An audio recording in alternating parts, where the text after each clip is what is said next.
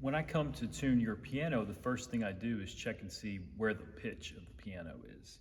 So I come and I check A4. In this case, this piano is right at A440. But if your piano is more than 10 cents off, that will require two tunings if you're wanting it at concert pitch, which is A440. A half step is 100 cents. There's 100 cents between G sharp and A. So we call that 100 cents.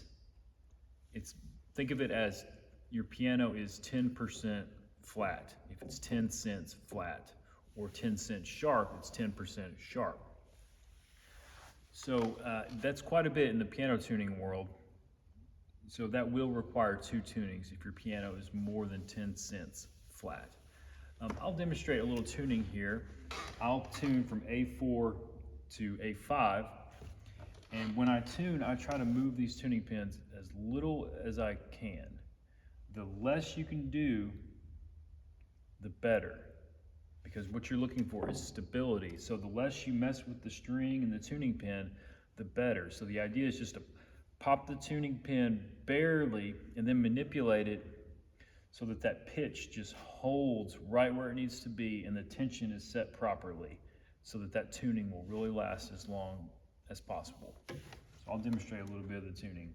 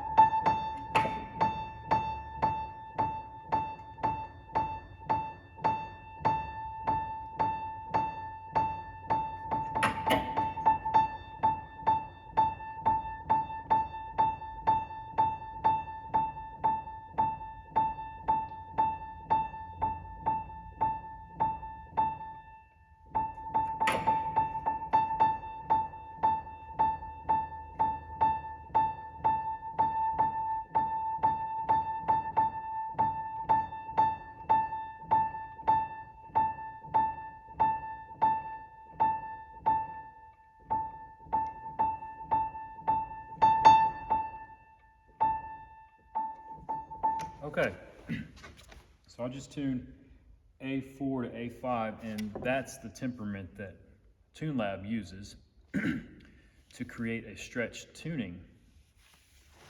So mathematically, if A440, if things were perfect, in a perfect world, A5 would be 880. But that's not the case, because a piano tuning is not perfect. And if you know the overtone series, you know that A5 is not exactly 880. It needs to be stretched a little bit. And it's just a fascinating thing about the piano and about music. Mathematically, music is not perfect. The only thing perfect about a piano tuning is if A4 is at A440. Every other note from piano to piano is going to be slightly different. In this case, A5 is 881.58 hertz. So that means A5 is stretched just a little bit. It's stretched 1.58 hertz above 880. So that's just an interesting thing about piano tuning. And as you move from your temperament, which A4 to A5 is this piano's temperament, you stretch the bass, stretch your octaves, and then you stretch your treble as you go up. And you can choose different stretches. TuneLab chose the stretch that we will use for this piano. But if an aural tuner, an ear tuner, comes in and tunes, he will make a decision how he wants to stretch the piano, and he'll tune his temperament, how he sees fit, making sure those progression of thirds gets faster as he goes up to his last third in that temperament. But there's different ways to tune a piano. The goal, really, every piano tuner has the same goal in creating a great tuning, and that's comprised of really great unisons. And those unisons were, as I was moving up, there's 3 strings in that A4 that are ringing, and all 3 of those strings need to ring exactly at the same. They need to unify. That's why we call it unisons. So once again, there's no such thing as a perfect tuning. You just want to get those unisons as solid as you can. And then your octaves are going to be a little stretched. But the goal is just overall, all 88 keys, a great sounding piano. So I know when I play a D flat major chord,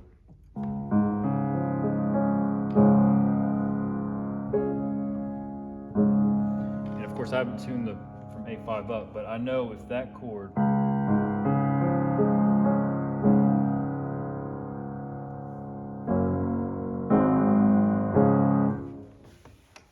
I know, because I've just played so many pianos and tuned them, if that D flat major chord sounds, if I hear that, I just know I've done a good job. That's my test chord that I go to. I run it up all down the piano. So D flat major is my test chord. Then also F. D flat major and F, those are my chords I really check a piano with. But thanks for watching. I hope this is fascinating, and if you need your piano tuned, I'd love to help you in that regard. Thanks again for watching.